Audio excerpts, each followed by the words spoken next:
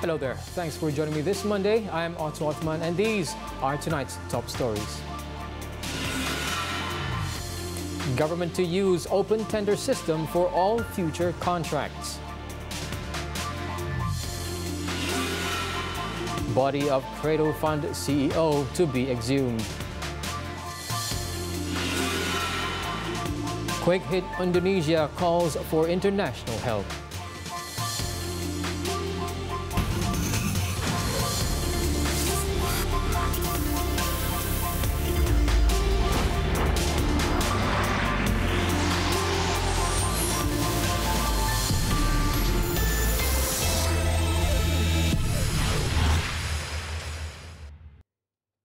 We begin tonight's bulletin with this story in Selangor. The Petaling Jaya Magistrates Court has granted an application by the police to exhume the body of Cradle Fund Chief Executive Officer Nazrin Hassan. The application was made in Magistrate Nur Arifin Hisham's chambers to facilitate police investigations after Nazrin's death was reclassified as murder. It was understood that a second post-mortem examination will be conducted on Nazrin's body and that the exhumation process will take place on October 8th. It was earlier reported that Nazrin died on June 14th due to smoke inhalation from a fire caused by an exploding mobile phone in his bedroom at a house in Mutiara Damansara. However, later on, it was said that traces of petrol were found on Nazrin's head, bed frame and his cell phone. Authorities have since reclassified the case as murder. Following the matter, Nazrin's widow, Samira Muzaffar, and her ex-husband were remanded for 7 days to facilitate investigations. Also remanded were Nazrin's stepsons, aged 14 and 16, on September 9th. Elsewhere, the Shah Alam High Court today dismissed an application by the family of Mongolian national Altantuya Sharibu to include the judgment on her murder case in their 100 million ringgit lawsuit against the government. Judge Dato Wazir Alam Maidin Mira made the ruling after the case was heard in the judge's chambers. The lawsuit was filed by Altantuya's father, Sharibu Setev. According to the plaintiff's lawyer, Sangeet Kaur Dio, the court dismissed the application based on Section 43 of the Evidence Act, which does not allow criminal convictions in civil lawsuits. She also said Altantuya's family will file an appeal tomorrow, adding that the trial for the 100 million ringgit suit will begin in January next year. In 2007, the family filed a suit against the government, police officers Sirul Azza Umar and Azila Hadri, who were convicted of her murder, and political analyst Raza Baginda.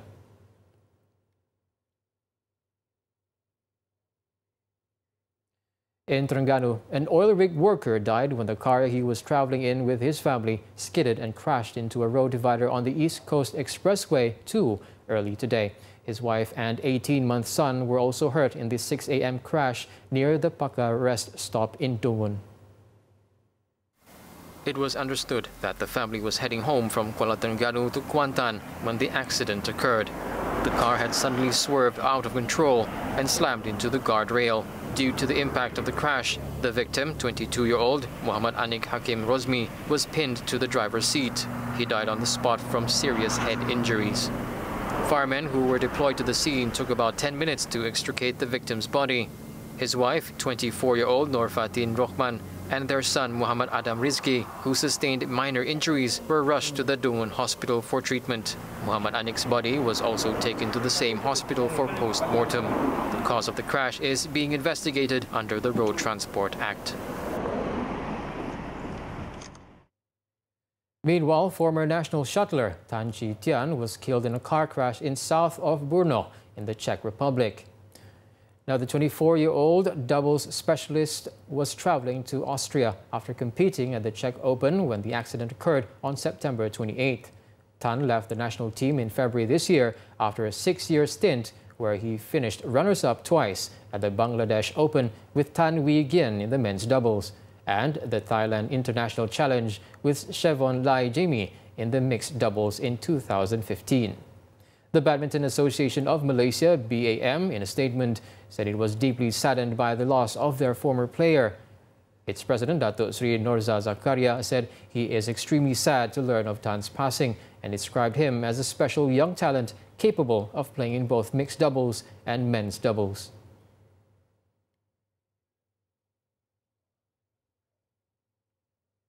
Back to the home front. In Pulau Pinang, the body of a student sitting for the Form 3 assessment PT3 was recovered from the swimming pool of an apartment in Georgetown. The 15-year-old's body was found by the apartment's janitor in Bandar Seri Penang. It was learned that the student fell from the 11th floor of the building earlier today. A note was also found on the student. The body was sent to the Pulau Pinang hospital for post-mortem. The incident is still being investigated by police under the Penal Code.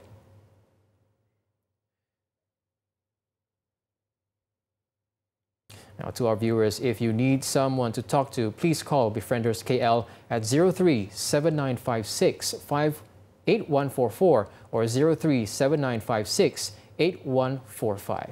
Our thoughts and prayers are with the family of the deceased. Now, a housewife was shocked to find a newborn baby boy abandoned in front of her home in Bandar Tasik Puteri Rawang, Selangor this morning. 43-year-old Shuhaida Saad said the baby with his umbilical cord still attached, wrapped only with a towel and a black jacket, was placed on a chair in the compound of her house. Their infant was sent to Selayang Hospital for examination after Shuhaida alerted the authorities on the discovery. Those with information on the matter are also urged to come forward and assist police investigations. The case is being probed under Section 317 of the Penal Code for abandonment of a child.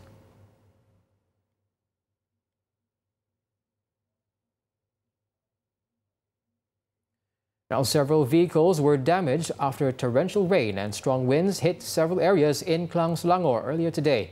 Some houses and shop houses also had their roofs blown away in the thunderstorm, which took place around 2:15 p.m. Visuals of the storm also went viral on social media, showing the damages that occurred. Among the affected areas were Taman Berkeley, Jalan Pekan Baru, and Meru. According to State Fire and Rescue Department, 2 motorists survived after a tree collapsed on their cars. Trees were uprooted and strewn across the roads in some areas, resulting in heavy traffic. Firemen were rushed to the scene to remove the fallen trees. However, no injuries were reported.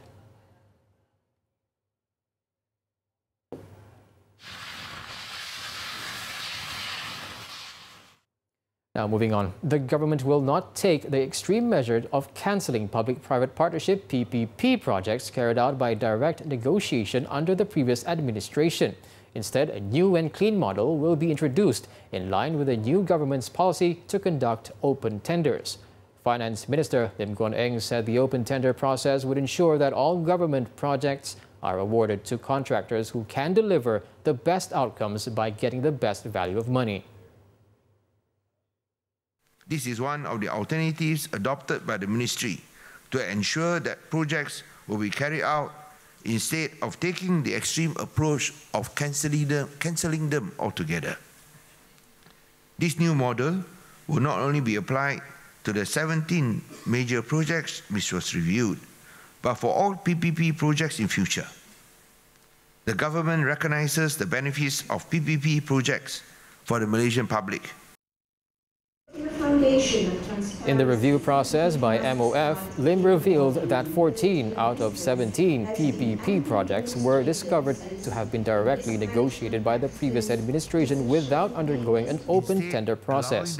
As a result of this precision of the PPP model, a newly discovered additional 201 billion ringgit debt has to be borne by the federal government. Its annual budget surpluses, increase in cash reserves by more than 100%. Meanwhile, commenting on the house prices following the Sales and Services Tax SST exemption for major building materials and construction services, the Finance Minister said the government is trying its level best to reduce the house price. However, he admits that the government is unable to influence the land cost that is subjected to market forces. I think when you talk about land prices, I think this is decided by market forces. Really, at the end of the day, it's outside the government's control. It's too big for us to really influence market prices. So what we can do is to try to save costs for housing developers. And we hope, as I said, that housing developers will also give us a positive response. He added that SST exemption move by the government on building materials and construction services was so that the housing developer can channel savings from the tax to the house buyer. With that, Lim hopes to receive positive reports from the housing developers end of this month with regards to the impact of the SST implementation on house pricing to determine the effectiveness of the move by the government. On to the Port Dickson by-election. Pakatan Harapan candidate who is also PKR President-elect, Datuk Sri Anwar Ibrahim, has denied a Facebook user allegation linking him to a sodomy incident with an Indonesian student, further stressing that he is used to being the target of slanderous denunciation and wishes to ignore it. Datuk Sri Anwar said this when responding to a viral social media post by an individual known as Lokman Nur Adam on his Facebook account. In the status he uploaded yesterday, Lokman alleged that an Indonesian student was sodomized by the husband of Malaysian Deputy Prime Minister and is currently being treated at a hospital in Singapore. Saya nak terus dengan kerja saya. Ini maknanya sudah ada penafian, sudah ada fitnah. Dah 20 tahun dah saya lalui ini, sudahlah. Kalau ini yang Lokman pun saya bagi nasihat, sudahlah, cari modal lain lah. Saya tak kisah dia. In fact, Fahmi buat report polis pun tak tanya saya, tanya saya buat tak tahu je lah, malas saya fikir. Tapi perkara ini nafi, dia kutip sumber tu dah nafi. Kalau orang tu ada adab, ada akhlak, kalau sumber dah dinafi, dia minta maaf aja. Dah berapa kali maaf dah, macam Kiramli kata ni, maafkan kami berapa kali dah. The social media post had referred to Berita Media Corp of Singapore as the source of the news. Berita Media Corp, however, has denied publishing the news, stating it had contacted Lokman and asked him to remove the post. Lokman also updated his post by saying that Berita Media Corp had confirmed that it had not published the news. Meanwhile, PKR Communications Director Ahmad Fahmi Muhammad Fazil confirmed that a police report has been lodged on the sodomy accusation against Datuk Sri Anwar at the Port Dickson Police Headquarters. Saya telah membuat laporan ini kerana saya beranggapan bahawa ia adalah satu kenyataan yang berniat cukup jahat, yang penuh tumahan, fitnah dan cuba mengubah persepsi umum dan mengubah persepsi umum terhadap Datuk Sri Anwar Ibrahim yang merupakan salah satu calon dalam pilihan raya kecil Parlimen Port Dickson. Dan saya telah meminta pihak berkuasa untuk segera melakukan tindakan kerana saya telah difahamkan dan saya telah dimaklumkan bahawa beliau mungkin akan mengeluarkan lebih banyak kenyataan seperti ini. Coming up, Max's manager turns Asian tiger mom with employees. Details next.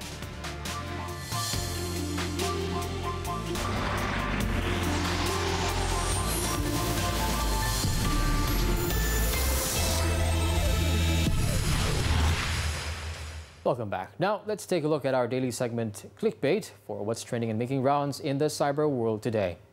A video of a woman fiercely screaming at her employees for allegedly not hitting their sales target recently went viral this week.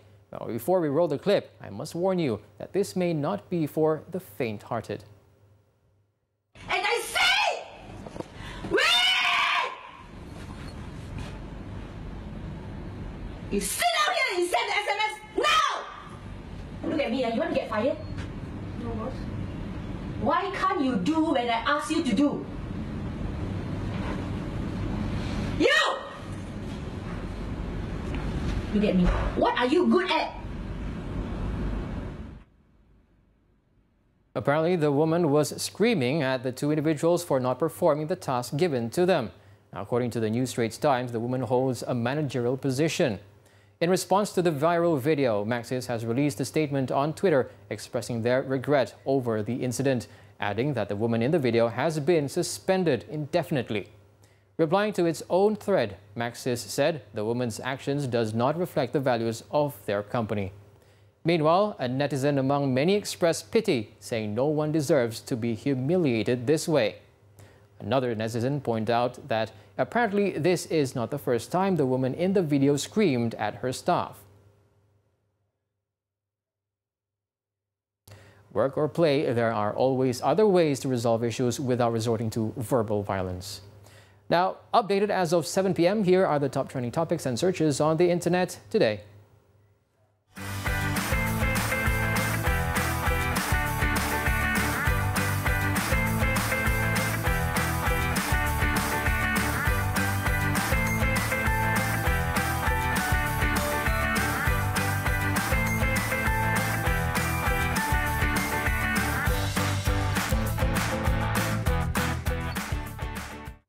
In other news, the government is short of money as it is saddled with over 1 trillion ringgit in debts inherited from the previous government. In a dialogue session with the Malaysian community in London, Prime Minister Tun Dr. Mahathir admitted that much of the government's money will have to be prioritised and diverted into paying off loans, as failure to do so would put Malaysia at risk of slipping into bankruptcy. Tun Dr. Mahathir and wife, Tun Dr. Siti Hasmah, attended a meeting over high tea with some 500 Malaysian students and Malaysians residing in the United Kingdom. Accompanying them were Foreign Minister Dato' Saifuddin Abdullah, Minister in the Prime Minister's Department Dato' Liu Vui Kiong, and Chief Secretary to the government Dato' Ismail Bakar. Tun Dr. Mahathir said because of the debt problem, there are not enough jobs to offer Malaysians who wish to return home to serve the nation, but added that the government will continue to send more students abroad and would call back those that are highly skilled once the country's economy has recovered. We want them to come back, but at this moment we are really short of money. Najib borrowed more than 1 trillion ringgit. Before we never talked about trillions, but now everybody talks about trillions and billions because the amount of money borrowed was such that it will take us 40 years of scrimping before we can settle the debts that we owe. So much of the money now is diverted to servicing the loan. At the meeting, the Prime Minister also thanked the Malaysian diaspora who voluntarily contributed to the Tabung Harapan Negara as a gesture of loyalty to help reduce the country's debt. He added that Malaysia is working hard to bring in foreign investment into the country, and that itself is the main agenda of his working visit to the UK and the United States recently. We foresee that Malaysia has the capacity to grow very fast. All that is needed is a friendly government, a government that supports investments into the country. And of course, we try to get investment where our educated workforce would find jobs. But sometimes there is a lag in investments coming in. Now I think there is better interest. But for some time they lost interest in Malaysia because there were people who asked for free shares, and that doesn't encourage people to come to Malaysia. But we need to introduce new ideas, new kinds of business. And then the digital economy creates many new kinds of business. The Premier also welcomed Malaysian companies operating abroad to relocate their companies in Malaysia so that more job opportunities can be created. Meanwhile, Tun Dr. Mahathir also got an exclusive preview of the Al-Bukhari Foundation Gallery of the Islamic World at the British Museum in London on Sunday. The new gallery, supported by the Al-Bukhari Foundation and the Islamic Arts Museum Malaysia, displays a comprehensive presentation of the Islamic world through arts and cultural artifacts, and features objects that give an overview of cultural exchanges in an area stretching from Nigeria to Indonesia from the 7th century to present day. Also present at the exclusive preview was Al-Bukhari Foundation Chairman and renowned philanthropist Tan Sri Said Mukhtar Al-Bukhari. The gallery will be open to the public on October 18th this year. In a bid to improve water supply service, Syarikat Bekalan Air Selangor Sdn Bhd Syabas will be conducting critical equipment replacement works at the Sungai Semenyih water treatment plant on October 9th. Now, according to the company's head of distribution, Kelvin Seo, the equipment replacement works will be carried out from 9 a.m. for a period of 12 hours. Kerja-kerja kita melibatkan, macam saya kata tadi, penggantian meter-meter BSR ya, di loji dan juga di pipe utama. Penggantian ini adalah penting untuk kita menyukat aliran air yang keluar daripada loji secara tepat. Ya. Memandangkan meter-meter ini telah melebihi 20 tahun. Ya. He added that the repair works will result in total plant shutdown in several districts and cause disruption of water supply in Petaling, Hulu Langat, Kuala Langat and Sepang, with dry taps affecting 476 areas. Customers in those areas are expected to experience temporary water supply disruption, which is expected to last between 35 and 72 hours, with water supply expected to be fully restored on October 12. Now, according to Shabas, the recovery period of water supply will vary from one area to another, depending on the geographical location and altitude of customers' premises. Customers are advised to store sufficient water before October 9th.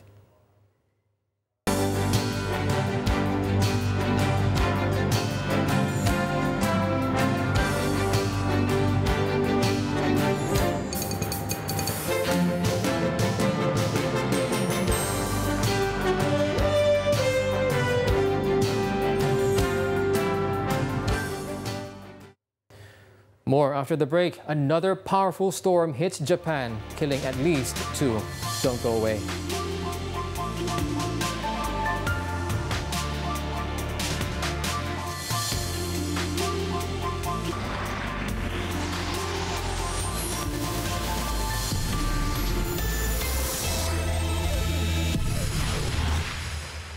And we're back with the 4 news. Another powerful typhoon sliced through Japan on Sunday, killing at least 2, injuring 120 others and bringing fierce winds and torrential rain to areas already battered by a string of recent extreme weather episodes. Now, the storm also caused widespread disruption in the world's 3rd biggest economy, and with many flights and trains cancelled, with more than 750,000 homes lost power. At least 84 people suffered minor injuries, many hurt by windows shattered by the strong wind, and one woman in her 60s was also reported missing amid fears she was swept into a gutter. Typhoon Trami, which landed as a Category 1 on Sunday evening, also brought down trees onto railroad tracks and kicked up debris across Tokyo. As the typhoon barreled east, rail authorities took the highly unusual step of cancelling evening train services in Tokyo, one of the world's busiest networks, urging passengers to shelter indoors when the storm hits. Weather officials have also warned of potential flooding and landslides, with non-compulsory evacuation advisories issued to around 4 million residents. The storm, which at its height packed maximum gusts of 216 kilometers per hour, was expected to churn over most of the archipelago, weakening slightly but causing extreme weather into Monday. Some western regions are still recovering from Typhoon Jebi in early September, the most powerful typhoon to strike the country in a quarter of a century. Now, updates on the devastating earthquakes and subsequent tsunami that hit the island of Sulawesi, Indonesia. The death toll of victims, which was obtained from 4 hospitals, 3 villages and mosques, has climbed to 1,203 as of Monday. Local volunteers dug mass graves for more than 1,000 bodies as authorities struggle to deal with the sheer scale of disaster, at the same time appealing for international help. The head of Indonesia's investment board said on Twitter that President Joko Widodo had agreed to accept international help, and he would coordinate private sector help from all around the world. Neighbors including Australia, Thailand and China have offered help, while the European Union announced $1.74 million in immediate aid. Powerful and shallow under-earthquakes of 6.0, 7.4 and 6.1 magnitude, as well as the tsunami, devastated the province on Friday, with the hardest hit area being provincial capital Palu and Donggala district. A total of 215 aftershocks have stricken the province so far, while the tsunami with a height of 0.5 to 3 meters devastated coastal areas near Talisa Beach. Dozens were reported to be trapped in the rubble of several hotels and a mall in the small city of Palu, while hundreds more were feared buried in landslides that engulfed villages. Of particular concern is Donggala, a region of 300,000 people north of Palu and close to the epicenter of the quake, and 2 other districts where communication had been cut off. Indonesia is prone to earthquakes as it sits on a vulnerable quake-affected area called the Pacific Ring of Fire.